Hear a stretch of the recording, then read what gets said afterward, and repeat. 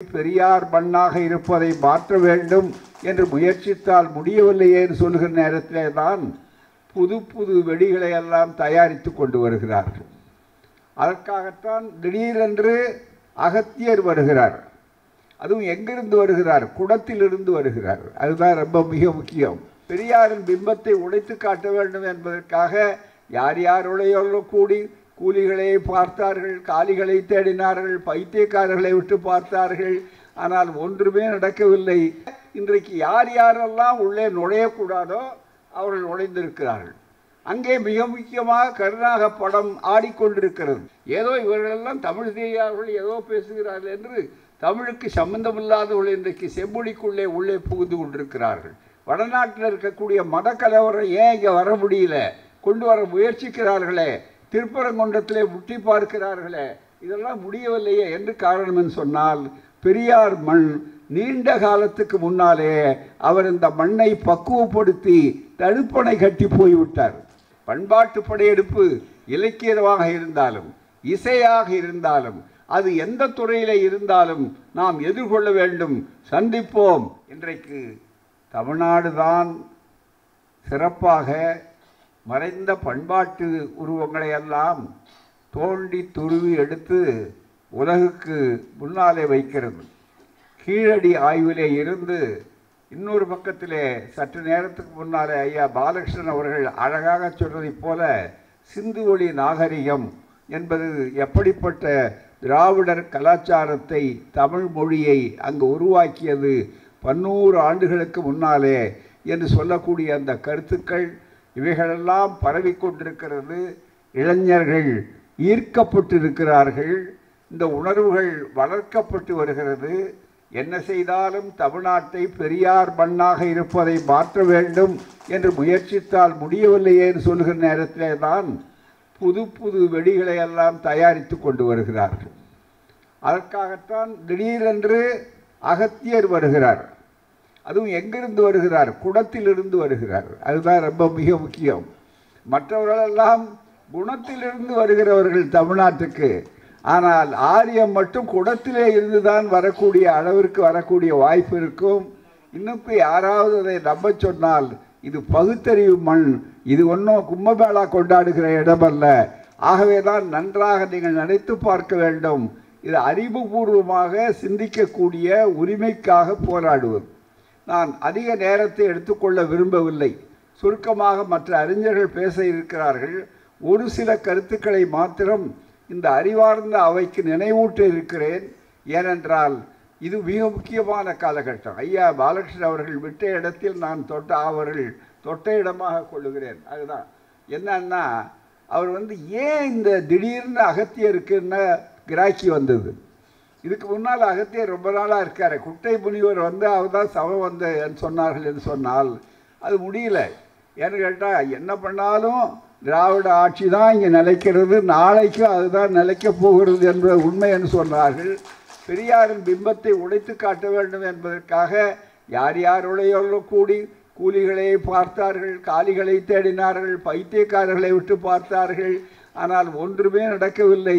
நாளுக்கு நாள் பெரியார் பெரியார் பெரியார் என்பது அதுதான் தமிழ்நாட்டுக்கு உரியார் உரியார் உரியார், இதை அறியார் நரியார் நரியார் நரியார் என்று சொல்லக்கூடிய அளவிற்கு இந்த வாய்ப்புகளை உருவாக்கி கொண்டிருக்கிறார். எனவே இந்த நேரத்தில் பண்பாட்டு படையெடுப்பை நினைவூட்ட வேண்டியது மிக மிக முக்கியமான கடமை. இது ஒரு பண்பாட்டு படையெடுப்பு. வெறும் அகத்தியருங்கிறத பற்றி பெரிய ஆராய்ச்சி அதிக நேரம் சொல்ல வேண்டாம், அது புத்தகங்கள்லாம் இருக்குது பூராமே. ஆனால் பண்பாட்டு படையெடுப்பு ரொம்ப ஆபத்தானது. அதைத்தான் தந்தை பெரியார் அவர்கள் தன்னுடைய சுயமரியாதை இயக்கத்தை தொடங்கிய நேரத்திலேயே பால பாடம் போல தமிழ்நாட்டு மக்களுக்கு கற்பித்திருக்கிறார்கள். இங்கே ஏன் வடநாட்டுக்காரர்கள் கதையெல்லாம் இங்கே எடுபடலை? வடநாட்டில் இருக்கக்கூடிய மத கலவரம் ஏன் இங்கே வர முடியல? கொண்டு வர முயற்சிக்கிறார்களே, திருப்பரங்குன்றத்திலே முட்டி பார்க்கிறார்களே, இதெல்லாம் முடியவில்லையே என்று காரணம் என்று சொன்னால், பெரியார் மண் நீண்ட காலத்துக்கு முன்னாலே அவர் இந்த மண்ணை பக்குவப்படுத்தி தடுப்பணை கட்டி போய்விட்டார். ஆகவே அதை ஒன்றும் பண்ண முடியாது. மிக முக்கியமாக அதுக்கு என்னென்னோ உத்திகள் வித்தைகள் இவைகளெல்லாம் கொண்டு வராங்க. நான் சுருக்கமான ஒரு பகுதியில் சொல்கிறேன். ஐயா தந்தை பெரியார் சொன்னதைத்தான், அந்த கருத்தைத்தான் நான் எப்போதும் அவருடைய மாணவன், என்ற முறையில் சொல்லி கொண்டு இருக்கவர் ஐயா சொன்னார்.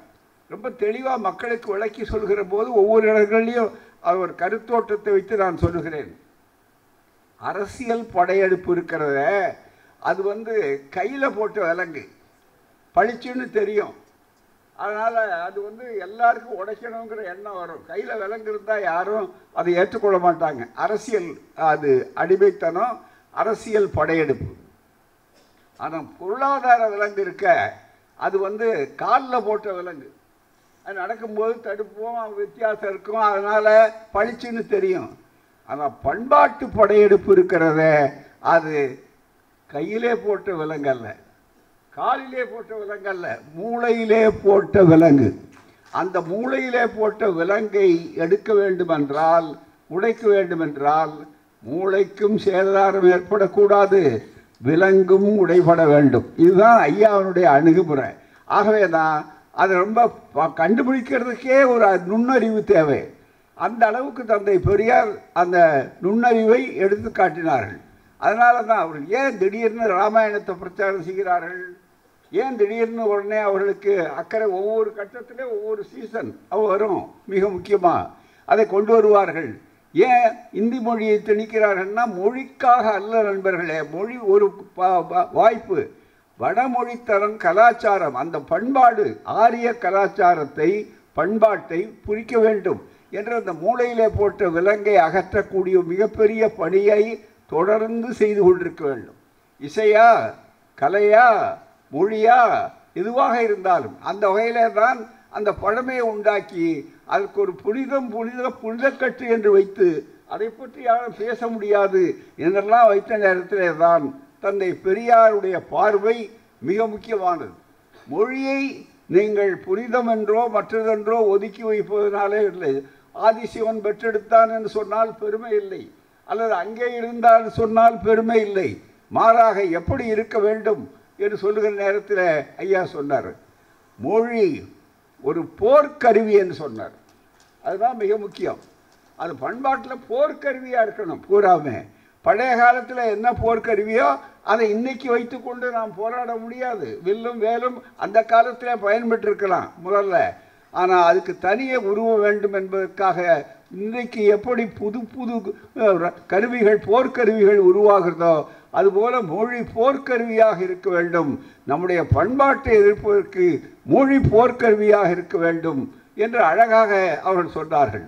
அதனுடைய அடிப்படையிலே தான் இன்றைக்கு இந்த மாநாடு ஒரு காலகட்டத்திலே இதே ஒரு வாய்ப்பாக அகத்தியரை கொண்டு வர நேரத்தில் அவர்கள் எதை வைத்தார்கள். கலைஞர் அவர்கள் அரும்பாடுபட்டு இங்கே நண்பர்கள் சொன்னதைப் போல செம்மொழி தமிழ் என்று முதல்ல இந்தியாவிலேயே தமிழுக்குத்தான் செம்மொழி என்று அதிகாரபூர்வமாக ஒன்றிய அரசாலே அன்றைக்கு இருந்த மக்களாட்சியினுடைய காரணமாக செம்மொழி என்ற அளவிற்கு அவர் பாடுபட்டு வாங்கி கொடுத்தார். கரையான் முற்றெடுக்க கருநாகம் குடிபுகுந்தது என்று சொல்வதைப் போல அதுவே இன்னைக்கு செம்மொழி நிறுவனம் வந்த உட்பாடு தமிழ்நாட்டில் என்ன நடந்தது? மிக முக்கியமாக அதில் இன்றைக்கு யார் யாரெல்லாம் உள்ளே நுழையக்கூடாதோ அவர்கள் நுழைந்திருக்கிறார்கள். அங்கே மிக முக்கியமாக கருநாக படம் ஆடிக்கொண்டிருக்கிறது. ஆனால் இப்படிப்பட்ட ஒரு கொடுமையான சூழ்நிலையை தான் பண்பாட்டு படையெடுப்பு மிக வேகமாக விரைந்து நடந்து கொண்டிருக்கிற காலகட்டத்திலே சுட்டிக்காட்ட வேண்டும். தமிழ்நாட்டு பண்பாட்டு நினைத்து பார்க்க வேண்டும், எண்ணி பார்க்க எடுக்கப்பட வேண்டாமா? தமிழ் வருஷப்பிறப்பு இந்த ஆண்டு, இந்த மாதம் பார்த்தீங்கன்னாக்கா தமிழ் வருஷப்பிறப்பு. யாருக்காவது தமிழ் வருஷம்னா என்ன, வருஷங்கிற வார்த்தை இருக்கட்டும், தமிழ் ஆண்டுன்னு கூட சொல்கிறது இல்லை, தமிழ் வருஷப்பிறப்பு. அந்த தமிழ் வருஷப்பிறப்பில் எத்தனை பேருக்கு தமிழ்நாட்டில் இருக்கிற சாதாரண ஆட்கள் போய் கேட்டு பாருங்கள், தமிழ் என்ன இந்த ஆண்டுக்கு என்ன பேர் வாயில் நுழையுமா? முதல்ல இந்த 60 ஆண்டுகள்னு பேர் வைத்திருக்கிறார்களே, 60 ஆண்டுகளில் ஒரு ஆண்டுக்காவது தமிழ் பெயர் உண்டா, தமிழ் சொல் உண்டா? இப்போ இந்த தந்தை பெரியார் தான் கேட்டார். அது மட்டும் இல்லை, அதுக்கு சொன்ன கதை இருக்க அதை மேடையில் சொல்ல முடியுமா?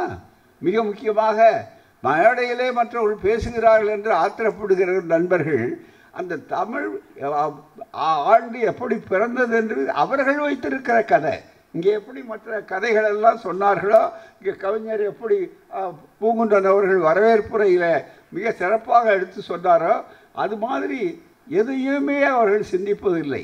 அந்த வகையில் நண்பர்களே, ஒரே ஒரு இந்த அறிவார்ந்த அரங்கத்துக்கு, ஏன்னா இது பல தோழர்கள் வந்திருக்கிறார்கள், பல பகுதிகளிலே வந்திருக்கிறார்கள், பல மாகாணங்களிலே வந்திருக்கிறார், மும்பை போன்றவர்கள், கர்நாடகத்தை போன்ற தோழர்கள் எல்லாம் வந்திருக்கிறார்கள்.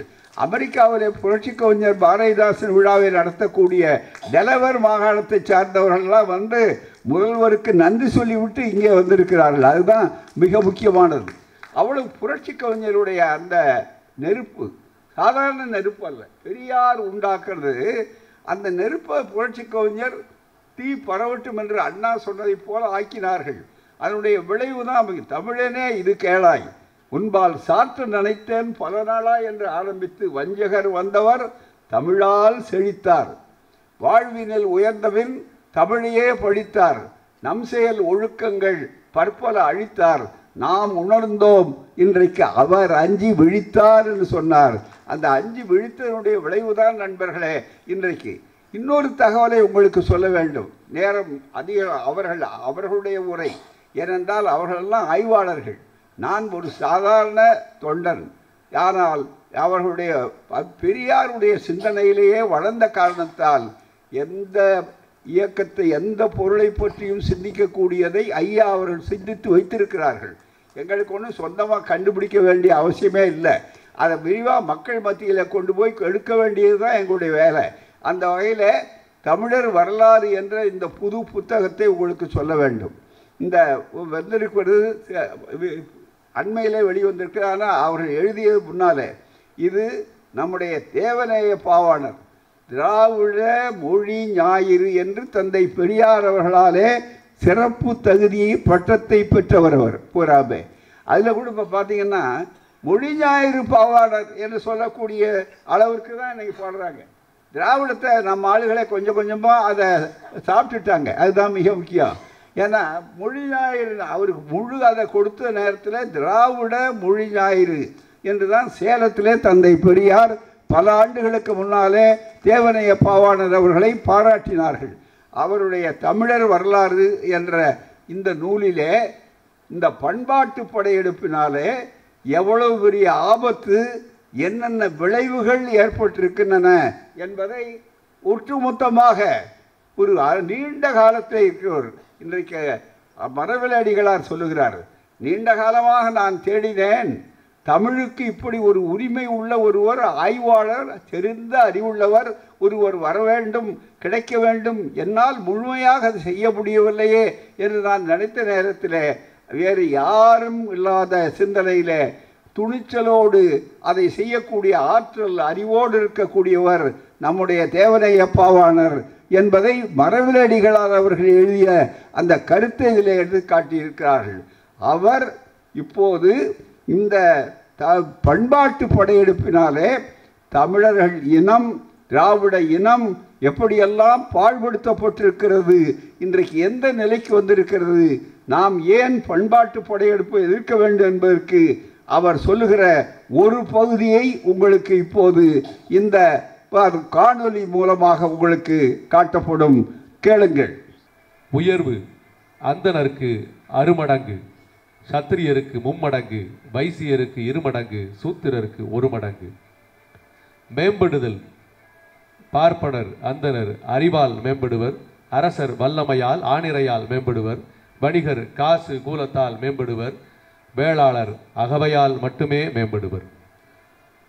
அந்தனருக்கு பூநூல் பட்டு நூலிலும், அரசருக்கு சணலிலும், வணிகருக்கு கம்பளியிலும் அணிவிக்கப்படும், வேளாளருக்கு பூநூல் இல்லை. பெண் கொள்ளல் அந்தனர் நால்வர்ணத்திலும் கொள்ளலாம், சத்திரியர் பின் மூவர்ணத்திலும், வைசியர் பின் இரு வர்ணங்களிலும், சூத்திரர் தன் வர்ணத்தில் மட்டும் பெண் கொள்ளலாம். பற்கூச்சியின் நீளம் பிராமணர் 12 விரல், சத்திரியர் 11 விரல், வைசியர் 10 விரல், சூத்திரர் 9 விரல்.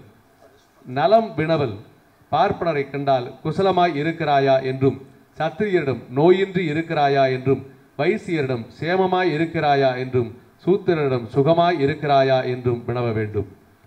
தானம் பெறும்போது பெற்றேன் என்பதை பார்ப்பனர் உறக்கச் சொல்லலாம், சத்திரியர் மெல்ல சொல்லலாம், வைசியர் வாய்க்குள் சொல்லலாம், சூத்திரர் உள்ளத்தில் சொல்லலாம். அரங்கூர வையத்தில் சான்றாளனை ஏவல் சொல் என்று பிராமணரும், உண்மை சொல் சத்திரியர், பொய் சொன்னால் ஆவும் விதையும் பொன்னும் உனக்குதவா என்று வைசியருக்கு, பொய் சொன்னால் பிராமணனை கொன்ற பழி சேரும் இது சூத்திரருக்கு. மனை நில மண் சுவை பார்ப்பனருக்கு இனிப்பு, சத்திரியருக்கு கார்ப்பு, வைசியருக்கு புளிப்பு, சூத்திரருக்கு கசப்பு. மனை திசை மனை நோக்கு அனைத்திலும் நால்வருக்கும் வேறு வேறு. அளவுகோல் நீளம் பார்ப்பனருக்கு 29 விரல், சத்திரியருக்கு 27 விரல், வரிகருக்கு வைசியருக்கு 25 விரல், வேளாளர் சூத்திரருக்கு 26 விரல். முழக்கோல் பார்ப்பனருக்கு மூங்கில், சத்திரியருக்கு ஆச்சா, வைசியருக்கு தேக்கு, வேளாளருக்கு வேங்கை என்று முழக்கோல், மட்டக்கோல், சங்கு மரம் ஆகிய அனைத்தும் வேறு வேறு. எழுத்துகளில் பார்ப்பனருக்கு பன்னீர் உயிரும் உண்டு, க ஞ ச ஞ ட ந ஆகிய முதல் 6 எழுத்துக்கள் உண்டு. அரசருக்கு த ந ப ம ய ர, வைசியருக்கு ல ப ள ள, சூத்திரருக்கு ர ந ஆகிய 2 எழுத்துக்கள் மட்டுமே. காக்கும் தெய்வம் ஒவ்வொருவருக்கும் வேறு வேறு.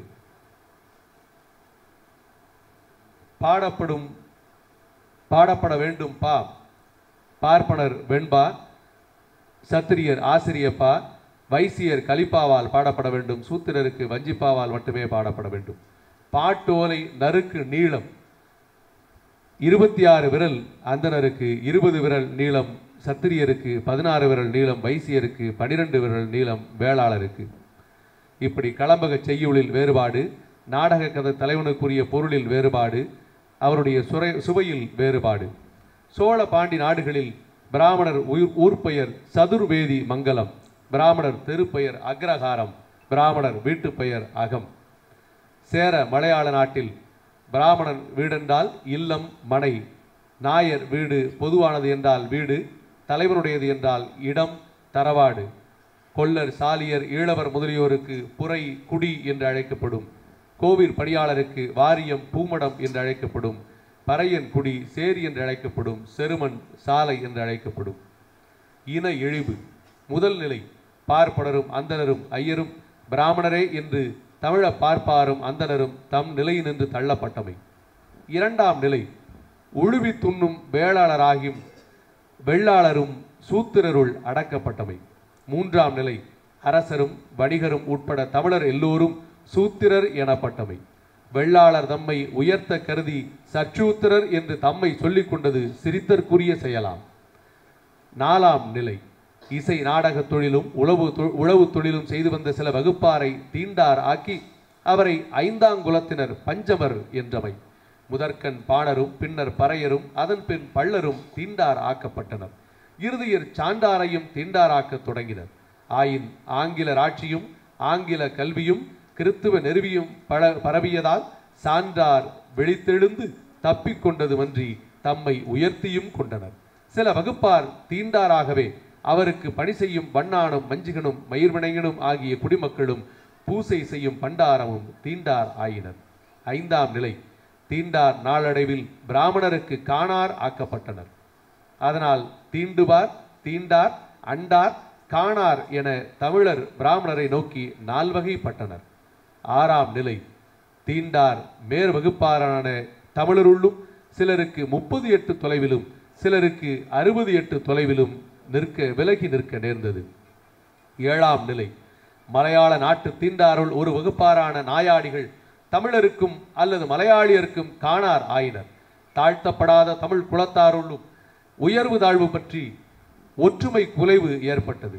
பிராமணர் நிறத்திலும் துப்புரவிலும் நாகரிகத்திலும் தமக்கு எத்துணையும் தாழ்வில்லா மரக்கழி வெள்ளாளர் சைவ வெள்ளாளர் சமைத்ததையும் தொட்ட உண்டியையும் கூட இன்றும் உண்பதில்லை. தமிழருள் மரக்கறி வெள்ளாளரே தலைமையாய் கருதப்படுவர். அவரும் தாழ்த்தப்பட்டதனால் தமிழினம் முழுதும் தாழ்த்தப்பட்டதே ஆகும். இன்று தாழ்த்தப்பட்டவர் என்று சொல்லப்படுபவர் உண்மையில் ஒடுக்கப்பட்டவரே ஆவர். பிராமண உண்டிச்சாலைகளில் முதலில் தமிழர் தலைவாலையை எடுத்த கூடத்திலும் பிராமணர் மறைவான உள்ளறையிலும் படைக்கப்பட்டனர். அன்று பிராமணர் எச்சிலையினின்று கழிவறை கரிவகைகள் எடுத்து தமிழருக்கு படைக்கப்பட்டதாக சொல்லப்படுகின்றது. இதை வெள்ளக்கால் சுப்பிரமணிய முதலியார் கண்ணார கண்டு தாமரை திரு வா சுப்பையா பிள்ளையிடம் சொல்லி இருக்கின்றார். நாகர்கோயில் வாணரான ஆறுமுகம் பிள்ளை என்னும் தொடக்கப்பள்ளி ஆசிரியர் ஒரு பிராமண உண்டிச்சாலைக்கு உண்ணச் சென்ற போது இத்தகைய இழி செயலை கண்ணார கண்ட அவருடைய பிராமண நண்பர் அவரை உண்ண வேண்டாவென்று தடுத்ததாக அவர் காலஞ்சென்று பண்டாரகர் ராசமாணிக்கனாரிடம் சொல்லி இருக்கின்றார். தில்லை ராமசாமி செட்டியார் உயர்நிலைப்பள்ளி தலைமை ஆசிரியர் திரு சாமிநாத முதலியாரும் அவர் தந்தையார் ஒரு பிராமணர் வீட்டில் இத்தகைய இழிநிலைக்கு ஆளாகவிருந்து தப்பியதாக என்னிடம் சொன்னார்.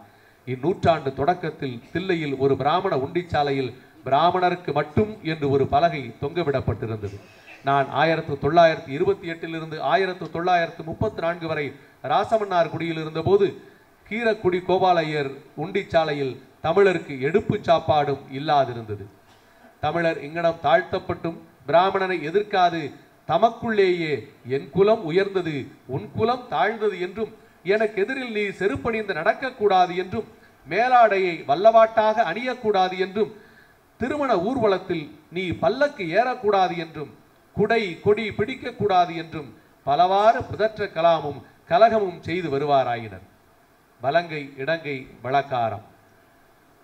சோழனுக்கு வழக்கை பக்கம் அமைந்திருந்த குலத்தார் வலங்கையர் என்றும் இடங்கை பக்கம் அமர்ந்திருந்த குலத்தார் இடங்கையர் என்றும் பெயர் பெற்றதாக உய்த்துணரலாம்.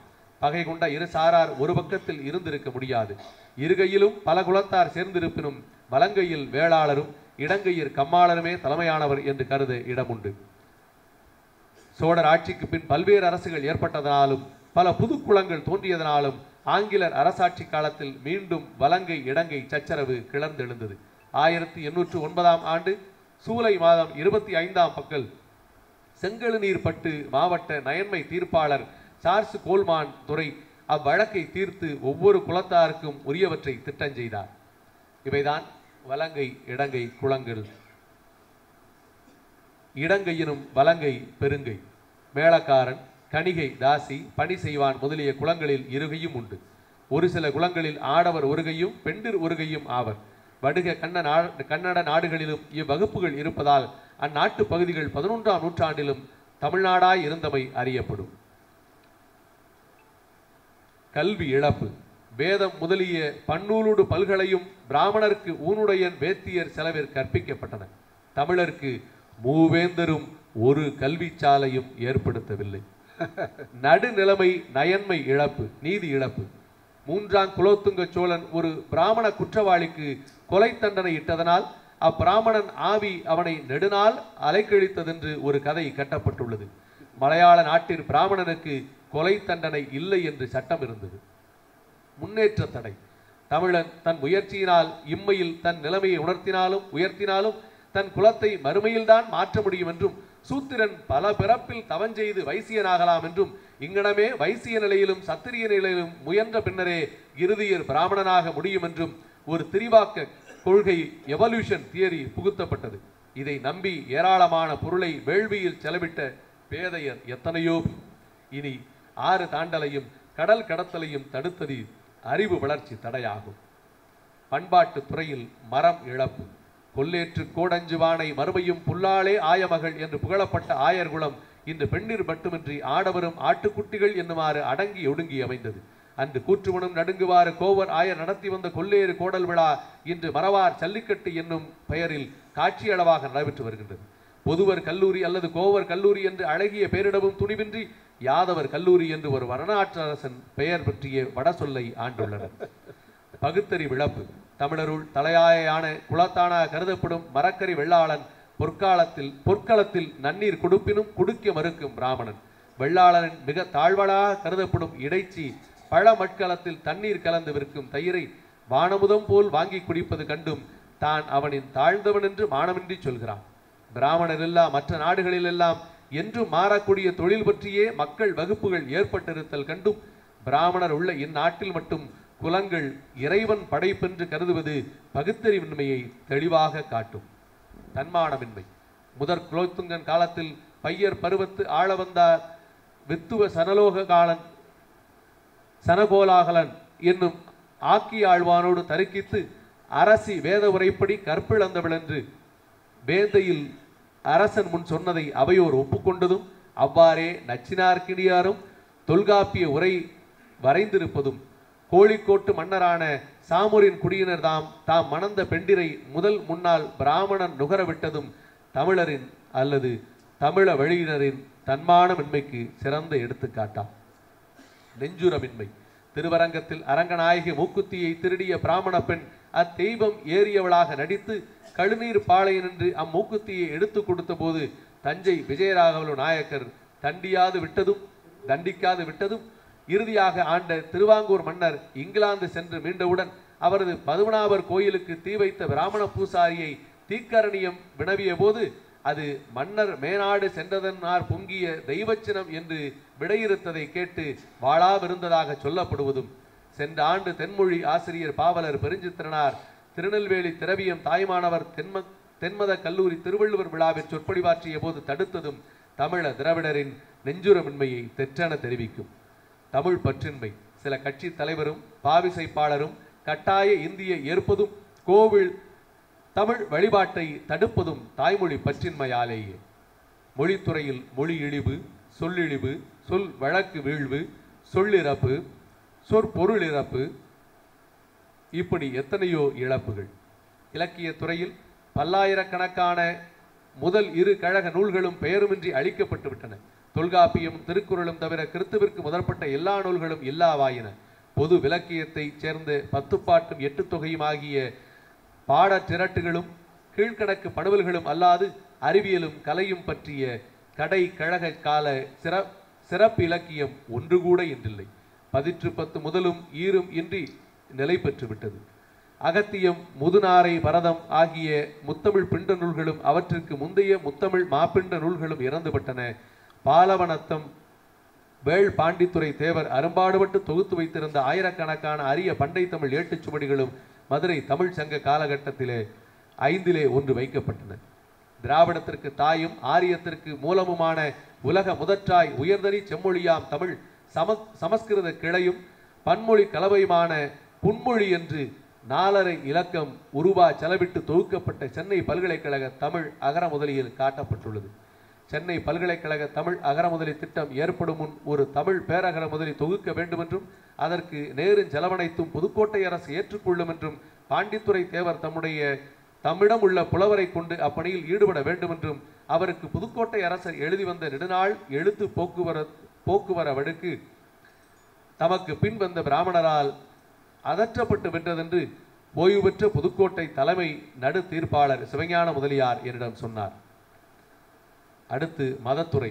கடவுள் மத மறைப்பு, இறைவனோடு தொடர்பின்மை, உயிரிழப்பு, பொருளாட்சி துறையில் பொதுவிழப்பு, சில வகுப்பார் இழப்பு, தனித்தமிழ் புலவர் இழப்பு, ஊர் பெயர் மாற்றங்கள். தமிழ்நாட்டை ஆரியப்படுத்தற்கு பல ஊர் பெயர்கள் வட சொல்லாக மாற்றப்பட்டுள்ளன. குடமூக்கு குடந்தை எனும் தென்சொல் கும்பகோணம் எனும் வட சொல்லாக மாறியுள்ளது. குரங்காடுதுறை எனும் தென்சொல் கபித்தலமாகியுள்ளது. சிலம்பாரி எனும் தென்சொல் நூபுர கங்கை எனும் வட சொல்லாகியுள்ளது. சிற்றம்பலம் சிதம்பரமாகியுள்ளது. பழமலை முதுகுன்றம் என்பது விருத்தாசலமாகிவிட்டது. புள்ளிருக்கு வேலூர் வினைதிர்த்தான் கோவில் பைத்தீஸ்வரன் கோயில் ஆனது. பொருணை தாமிரபரணி ஆனது. மயிலாடுதுறை மாயூரம் ஆனது. மறைக்காடு அல்லது மறைக்காடு என்று மாறி வேதாரண்யம் ஆனது. வடமொழியை எதிர்த்து வெல்லும் வலிமை தமிழுக்கே இருப்பதால் ஆரிய கட்டுப்பாடு தமிழ்நாட்டிலேயே மிக கடுமையாக புகுத்தப்பட்டுள்ளது என்று இந்த தமிழர் வரலாறு புத்தகத்தில் தேவனைய பாவாணர் அவர்கள் ஆரிய அட்டூழியத்தால் தமிழருக்கு விளைந்த கேடுகள் என்ற தலைப்பில் எழுதியிருக்கிறார்கள். மிக சிறப்பான பெரும்புலவராக அவர்கள் உருவாக்கினார்கள். அவர்கள் எழுதிய அந்த முன்னுரையிலே எவ்வளவு பெரிய வேதனை இன்றைக்கு சொல்லியிருக்கிறார்கள். அது இன்றைக்கும் எத்தனை மடங்கு மிக முக்கியமாக இருக்கிறது என்பதை இன்றைக்கு அறிவார்ந்த இந்த அரங்கத்தில் இருக்கக்கூடிய ஆய்வாளர்கள் எல்லாம் எடுத்து சொன்னபோது அவர் எழுதின ஒரே ஒரு முகவுரையிலே இருந்து மட்டும் படித்து என்னுடைய உரையை நான் நிறைவு செய்ய விரும்புகிறேன். ஏனென்றால் இந்த பண்பாட்டு படையெடுப்பு ஏன் தேவை? இதிலே ஒன்றும் தனிப்பட்ட வெறுப்புகள் கிடையாது. யாரையும் நாம் வெறுக்கவில்லை. ஆனால் நம்முடைய பண்பாடு பாதுகாக்கப்பட வேண்டும் என்று சொல்லுகிறோம். இது நமக்குள்ள பிறப்பு உரிமை. இந்த உரிமையை எவரும் தட்டி பறித்து விட முடியாது. ஆகவே தான் அவ்வப்போது இதற்கு ஏற்படுகிற ஆபத்துகளை எல்லாம் நாம் துணிந்து நின்று போராட வேண்டும். அதுவும் குறிப்பாக இங்கே வந்திருக்கிற அறிஞர் பெருமக்கள் எல்லாம் தன்மான பெரும்புலவர்கள். இவர்களுக்கெல்லாம் ஒரு அன்பான வேண்டுகோள், பெரியார் தொண்டன் என்ற முறையிலே நான் வைக்க விரும்புவதெல்லாம் ஏவனேய பாவாணர் போன்றவர்கள், பெரும்புலவர் அறிஞர் போன்றவர்கள் இன்றைக்கு தமிழ்நாடு அரசு அங்கீகரித்து உலகம் முழுவதும் அவருடைய பிறந்த நாள் நாளையிலிருந்து ஒரு வாரம் கொண்டாடக்கூடிய வாய்ப்பை உருவாக்கி வைத்திருக்கிறார்களே, அதை கண்டு அவர்கள் நெஞ்சம் குமுறுகிறது. ஆகவே தான் திராவிடத்தை எப்படியாவது ஒழிக்க வேண்டும் என்று அவர்கள் நினைக்கிறார்கள். ஏனென்றால் அதற்கு முன்னாலே அவர்கள் மிக முக்கியமாக கம்மநாட்டு ஆழ்வார்களை பிடித்தார்கள். அவர்கள் என்ன பாட்டு பாடியிருக்கிறார்கள் தயவு செய்து எண்ணி பார்க்க வேண்டும். நாம் யாரை கம்பனுடைய புகழ் பாடி கன்னி தமிழ் வளர்ப்போம் என்றெல்லாம் சொல்லிக் கொண்டிருக்கிறவர்களுக்கு ஒரே ஒரு கேள்வி புலவர்கள் சிந்திக்க வேண்டும். நாணயம் மிகப்பெரிய அளவிற்கு இருக்கிறது. அதனுடைய சொல்லாட்சி, அவருடைய திறமை கெட்டிக்காரராக இருக்கலாம். நான் அதை திருவிக்க அவர் சொன்னபோது பெரியார் ஒரு கேள்வி கேட்டார். சரி, எல்லாவற்றையும் செய்த அதே இடத்துல வேறொரு நிமித்தியத்தை வைத்தால் நீங்கள் என்ன பண்ணுவீர்கள், விருந்துக்கு அழைத்து வைத்தால் என்று கேட்டார்கள். அதுக்கு மலமுங்கிற வார்த்தைக்கு பதிலாக வேற வார்த்தையை சொன்னார். அது ஐயா ரொம்ப மிக முக்கியமாக கௌரவமான வார்த்தை தெரிவிக்காக சொன்ன மாதிரி. அப்படிப்பட்ட ஒரு சூழ்நிலையில் நெண்ணி பார்க்க வேண்டும். எப்படியெல்லாம் ஒரு காலகட்டத்திலே வந்தவர்களையெல்லாம் திறமசாலிகளையெல்லாம் அவர்கள் விலைக்கு வாங்கி அடிமைகளாக ஆக்கிறார் என்பதற்கு கம்பராமாயணத்தை எடுத்திலே ஒரு பாட்டு என்ன இருக்கிறது சுட்டி காட்டுகிறார். எப்படி அறிவார்ந்தவர்களையெல்லாம் அவர்கள் தங்களுடைய எப்படியோ அவர்கள் மிகப்பெரிய அளவு அச்சுறுத்தியோ அல்லது ஆசை காட்டியோ வந்திருக்கிறார்கள். கரியமாலினும் கண்ணுதலானினும் உரிய தாமரை மேல் உறைவானினும் விரியும் பூதம் ஓர் ஐந்தினும் மெய்யினும் பெரியர் அந்தடர் பேணுதி உள்ளத்தால். இதுதான் பெரியார் சொன்னார். அவருக்கு வந்த கோபமே அதுதான் மிக முக்கியமாக. என்னன்னா கரியமால் மிக முக்கியமாக இருக்கிற திருமால் அவரே, கண்ணுதலான் அதுதான் சிவபெருமான் மிகப்பெரிய அளவிற்கு. அது மட்டும் இல்லை, கரிய மாலினும் கண்ணுதலானும் அந்த பிரம்மா உள்ள அடங்கி போச்சு பூராமே. உரிய தாமரை மேல் உரியும் பூதம் ஐந்தினும், அதுக்கு மேலே 5 பூதம் இருக்கா மிகப்பெரிய. மெய்யினும் அது எல்லாத்தோட மெய்யினும் பெரிய அந்தனர் பேணுதி உள்ளது. அதனால் யாரை வணங்க, கடவுளை வணங்க வேண்டாம், பார்ப்பனரை வணங்க வேண்டும். இதுதான் எண்ணத்தை. இதை தான் மிக முக்கியமாக சுட்டி காட்டுவதைப் போல இந்த நூலுடைய முன்னுரையில் மனம் நொந்து பாவாணர் அவர்கள் எழுதுகிறார்கள். மிக வேகமாக உணர்வுபூர்வமாக எழுதுகிறார்கள். நாம் எண்ணி பார்க்க வேண்டும். ஏனென்றால் இளைஞர்கள் ஏதோ நாம் வம்புக்காக யாரையும் வெறுப்பதற்காக அல்ல, இது ஒரு இன வெறி அல்ல. முழு மொழி என்பது இருக்கிறது. தமிழன் யார் என்ற கேள்வி கேட்டதற்கு அருமையாக அண்ணா பதில் சொன்னார். தமிழன் என்பதற்கு என்ன விளக்கம் என்று சொன்னால், மொழியால் மட்டுமே தமிழன் அல்ல, மொழியால் விழியால் வழியால் என்று சொன்னார். அதுதான் இந்த 3 வார்த்தை. மொழியால் விழியால் அந்த பார்வை மிக முக்கியமானது, வழியால் அதுதான் மிக முக்கியம். இந்த 3ம் அந்த அடிப்படையில் வரும்போது இங்கே சொல்லுகிறார் என்ன பிரச்சனை. பிராமணன் தெய்வ பிறவியன் என்றும் சமஸ்கிருதம் ஏனை மொழிகளுக்கெல்லாம் தாயான தேவ மொழி என்றும் இரு நச்சு கருத்துக்கள் 3000 ஆண்டாக தமிழர் உள்ளத்தில் மேலும் மேலும் பசுபரத்தாணி போல் அரைந்து பதிக்கப்பட்டு அவருடைய எலும்போடும் நரம்போடும் மூளையோடும் குருதியோடும் 2 கலந்து ஊறி போனதாலும் வலிமை மிக்க மாபெரும் தமிழினம் நூற்றுக்கணக்கான பிறவி குலக்கூண்டுகளுக்குள் வெவ்வேறு விலங்கினம் போல் அடைபட்டு கொண்டுள்ளவையாலும் அதனால் பகுத்தறிவு, தன்மானம், நெஞ்சுரம் ஆகிய மூவக்கரண ஆற்றல்களை நாம் நீண்ட நாட்களுக்கு முன்னாய் இழந்து விட்டவையாலும். எவ்வளோ கடுமையாக சொல்கிறார் பாருங்க. இந்த 3 தேவை. இப்போ தேவையானதே இதுதான். பகுத்தறிவு, அதுக்கு அடுத்தது தன்மானம், அப்புறம் நெஞ்சுரம். இந்த 3ஐயும் உருவாக்க வேண்டியது தான் இன்றைக்கு கடமை. மிக முக்கியமாக பதவிகள் அது பாட்டுக்கு வரும், அது ஒரு நல்ல வாய்ப்பு. ஆனால் அதற்காக இவைகளெல்லாம் சமரசம் செய்து கொள்ள வேண்டிய அவசியமே கிடையாது.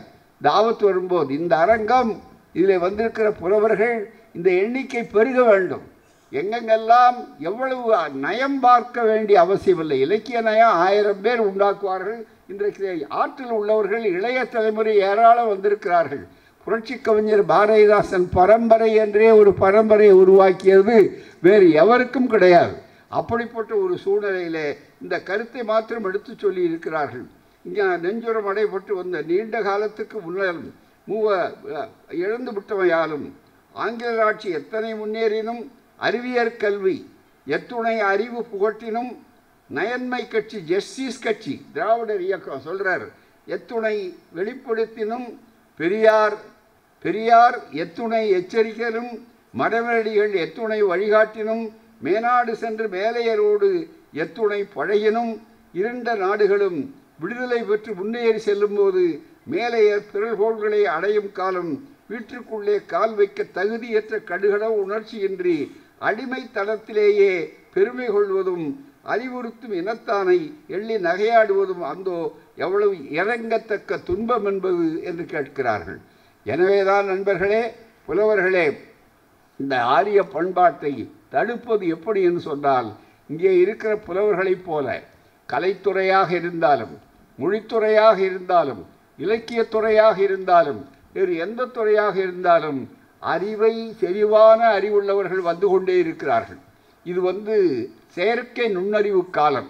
அந்த காலத்திலே அறிவுக்கு பஞ்சமில்லை, அறிவுக்கு வாய்ப்பு அதிகம். ஆனால் அந்த எது சரியான அறிவு என்று சொல்லக்கூடிய அளவிற்கு, துணிச்சலோடு சொல்லக்கூடிய அளவிற்கு இந்த பண்பாட்டு படையெடுப்புகளை எல்லாம் தடுத்து நிறுத்தக்கூடிய தன்மானம் அதுதான். வருமானத்துக்காக வெகுமானத்துக்காக தன்மானத்தை விட்டு கொடுப்பவர்களை நாம் அடையாளம் காட்ட வேண்டும். அப்படிப்பட்ட ஒரு சூழ்நிலையிலே புதிதாக ஒரு நல்ல அளவிற்கு சங்ககால இந்த இலக்கியம் பெரிய இந்த படையெடுப்புக்கு முன் இலக்கியங்களை தனியாக தொகுத்து காட்டுங்கள். அந்த படையெடுப்புக்கு பின்னாலே வந்த இலக்கியங்கள் எந்த இலக்கியமாக இருந்தாலும், தொல்காப்பியத்தை பற்றி கூட மிக கடுமையான பல்வேறு கருத்துக்களை அவர்கள் உள்ளடக்கி சொல்லி இருக்கிறார்கள் இந்த நூலிலே பாவாணர் அவர்கள். ஏன் நான் பாவாணரை இவ்வளவு முன்னிலைப்படுத்தி சொல்லுகிறேன் என்றால், ஏதோ இவர்களெல்லாம் தமிழ் தெரியாதவர்கள் ஏதோ பேசுகிறார்கள் என்று தமிழுக்கு சம்பந்தமில்லாதவர்கள் இன்றைக்கு செம்மொழிக்குள்ளே உள்ளே புகுந்து கொண்டிருக்கிறார்கள். எனவேதான் இந்த மாநாடு மிக முக்கியமான வேண்டுகோள், ஒரு திருப்பத்தை உருவாக்கும். எப்படி இவர்களெல்லாம் பேசி ஐயா பாலகிருஷ்ணன் போன்றவர்கள் அவரை விட்டால் எவ்வளவு அது பாட்டு சுரங்கத்திலிருந்து வர்ற மாதிரி வந்து கொண்டே இருக்கிறது. மிக முக்கியமாக அப்படிப்பட்ட கருத்துக்களை எல்லாம் நாம் உருவாக்க வேண்டும் என்பது நமக்கு பேச்சு கச்சேரிக்கல்ல, செயலுக்காக. எதற்காக பேச்சு வேண்டும், எதற்காக அறிவு வேண்டும்? பெரியார் சொல்வார், ஏன்னா அறிவுக்காக அறிவு தேவையில்லை, செயலுக்காகவே அறிவு தேவை. அந்த உணர்வுகள் நமக்கு மிக முக்கியமாக தேவை. எனவே நண்பர்களே, நன்றாக சிந்தித்து பார்க்க வேண்டும். வெளிநாட்டுக்காரர்களை நமக்கு சுட்டி காட்டுகிறார்கள். நாம் தான் மற்றவர்களுக்கு ஏதோ ஒரு புத்தகம் எனக்கு கொடுத்தார்கள். இது T.N. Rajarathnam Pillai, charisma, caste rivalry and the contested past in the South Indian music, Terada Yoshitaka, ஜப்பானிய பேராசிரியர் ஆய்வு செய்து T.N. ராஜரத்னம் அவர்களை பற்றி மிக முக்கியமாக எழுதுகிற நேரத்தில் ஒரு கருத்தை சொல்லுகிறார். இந்த நாட்டில் இருக்கிறவர்கள் சொல்லாத ஒரு கருத்து. இந்த பண்பாட்டு படையெடுப்பு எங்கெங்கெல்லாம் எப்படி யாரையெல்லாம் எவ்வளவு கெட்டிக்காரர்களையெல்லாம் அடிமைப்படுத்தி இருட்டடிப்பு செய்திருக்கிறது என்ற கொடுமையை நாம் உணர்வதற்கு முன்னாலே ஜப்பானிய பேராசிரியர்கள் ஆய்வாளர்கள் உணர்ந்திருக்கிறார்கள். அதுதான் இந்த பெரிய புத்தகம், ஆய்வு புத்தகம். இது மிகப்பெரிய அளவிற்கு. அதில் அவர்கள் ஒரே ஒரு வார்த்தையை சொல்லுகிறார்கள். மிக முக்கியமாக நீதி கட்சி திராவிடர் இயக்கம்தான் இந்த அநீதிகளை போக்குவதற்கு இதற்கு பரிகாரம் தேடியது என்று. இன்றைக்கு திராவிடர் இயக்கத்தை உருவாக்கிய சர்பி தியாகராயர் அவர்கள், நாயர் அவர்கள், நடேசனார் அவர்கள், அதனுடைய தொடர்ச்சியாக பேரறிஞர் அண்ணா வைத்த ஆட்சி, அதனுடைய நீட்சியாக கலைஞர் அவர்கள் அதுக்கு மீட்சியாக செய்தது இன்றைய திராவிட ஆட்சி. நம்முடைய ஒப்பற்ற முதல்வர் ஸ்டாலின் அவர்களுடைய தலைமை நடக்கிற ஆட்சி. அதற்காகத்தான் பல்வேறு வகையில் நேரடியாக வர முடியாதவர்கள், மக்களை சந்திக்க இயலாதவர்கள், சந்தித்தால் மக்கள் புறந்தள்ளக்கூடியவர்கள் எல்லாம் இப்போது வெவ்வேறு வித்தைகளை எல்லாம் கையாண்டு கொண்டு நம்முடைய மக்களை கொஞ்சம் படித்தவர்களாக இருக்கக்கூடியவர்கள் யாரால் அந்த படிப்புக்கு போனோம், யாரால் அந்த பதவிக்கு போனோம் என்பதை பற்றியெல்லாம் சிந்திக்க இயலாத அளவிற்கு ஆக்கி கொண்டிருக்கிறார்கள். ஆகவே அதில் ஒரே ஒரு செய்தி, எந்த துறை எடுத்தாலும் பெரியாருடைய பங்களிப்பு இல்லாமல் இருக்க முடியாது. பெரியாருடைய பிம்பத்தை உடைத்து காட்டலாம் நினைக்கிறீர்களே, ஜப்பானிய நாட்டில் இருக்கிற ப்ரொஃபஸர் பேராசிரியர் ஆராய்ச்சியாளர் சொன்ன ஒரு பகுதியிலே திராவிடர் இயக்கம் என்ன செய்தது, இந்த பகுதியை எடுத்து காட்டுகிறார். சொல்லிவிட்டு, ஆல்தோ தி ஃபர்ஸ்ட் நான் Brahmin political organisation justice party came into existence only in 1916.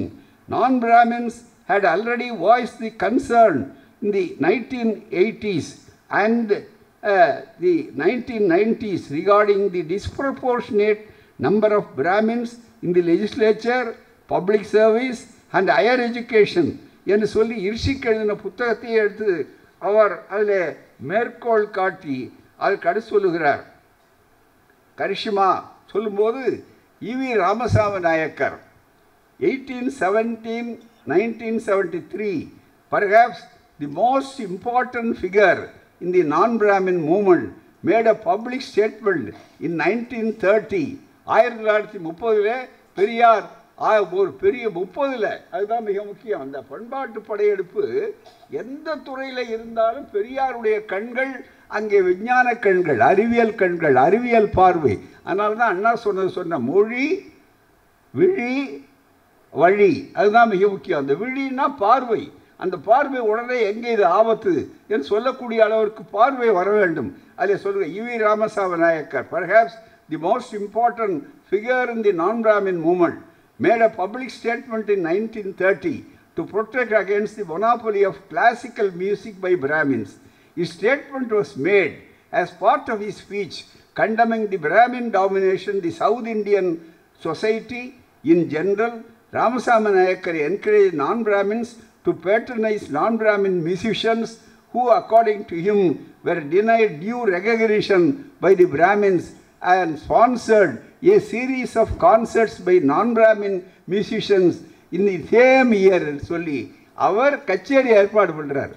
Periyar அவருக்கு என்ன, ஏன்னா நம்ம ஆட்கள் புறக்கணிக்க கூடாது என்பதற்காக. எனவே பண்பாட்டு படையெடுப்பு இலக்கியமாக இருந்தாலும் இசையாக இருந்தாலும் அது எந்த துறையில் இருந்தாலும் நாம் எதிர்கொள்ள வேண்டும். சந்திப்போம், எதிர்கொள்வோம், விழிப்புணர்ச்சியை உருவாக்குவோம் என்று கேட்டு அடுத்து ஆய்வாளர்களுக்கு குறுக்கே நின்றமைக்காக மன்னிக்க வேண்டும் என்று கேட்டு என்னுடைய உரையை நிறைவு செய்கிறேன். நன்றி, வணக்கம்.